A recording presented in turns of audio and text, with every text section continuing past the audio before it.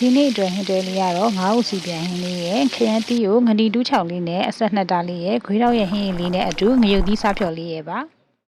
အရင်ဆုံးငါးဦးစီပြန်ဟင်းလေးချက်ပါမယ်ကျက်သွန်အနီအဖြူကိုရောင်ထွေးမှုနဲ့မှောင်လေးနဲ့စီတက်ပြီးတော့ရိုးရှင်းရှင်းလေးပဲချလိုက်တာပါဒီငါးဦးလေးကလေးငါတက်လောက်ရောက်ဖဦးလို့ပြောလို့ပေါ့နော်ပုံငါတက်လောက်ကိုမျိုးများကောက်မလားဆိုပြီးတော့ဆံဝဲကြည့်ရပါ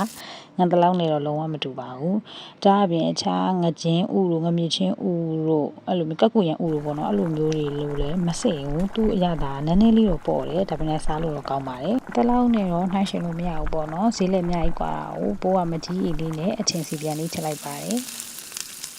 ဒီခရမ်းသီးလေးရလေးပိုးဝယ်ထားတာ900ပို့ပါအဲ့ဒါကိုအိမ်မှာရှိနေတဲ့ငနီတူချောင်းလေးနဲ့အဆက်နှစ်ပါမယ်ခရမ်းသီးထည့်တယ်တက်သွန်အနေနဲ့အဖြူနဲ့ထည့်တယ်ငရုတ်သီးစိမ်းကိုကြိတ်ပြီးတော့ထည့်တယ်အရသာတော့ကစားနဲ့မှုန်ဟင်းခမှုန်ထည့်နည်းနည်းမုံလေးနည်းနည်းထည့်တယ်အဓိကတော့စီယိုပါယုံလေးထည့်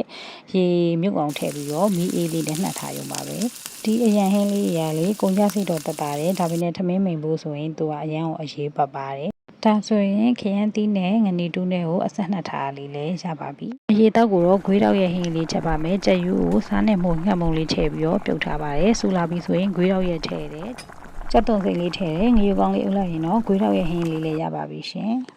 ငရုတ်သီးစားဖြုတ်ဆိုတာကလေငံပြရီဖြုတ်သလိုမျိုးလေးပါပဲငံပြရီနေရာမှာစားကိုထည့်လိုက်တာပါစားရဲ့မှုန်ဟင်းခက်မုံလေးကိုရွေးနည်းလေးနဲ့ဖြုတ်ပြီးတော့ငရုတ်သီးလုံပုံလေးထည့်လိုက်ရုံပါပဲရှင်ဒါဆိုရင်တော့ဒီနေ့အတွက်ဟင်းတွဲလေးရပါပြီငါးအုပ်စီပြန်လေးရဲ့ဂူးရောက်ရဲ့ဟင်းလေးရဲ့ခရမ်းသီးကိုငနီတူးနဲ့နှက်တာလေးရဲ့ငရုတ်သီးစားဖြော်လေးနဲ့တရက်သီးစိမ့်တို့စရာလေးရဲ့ပါလိုက်ချက်စားကြည့်ပါရှင်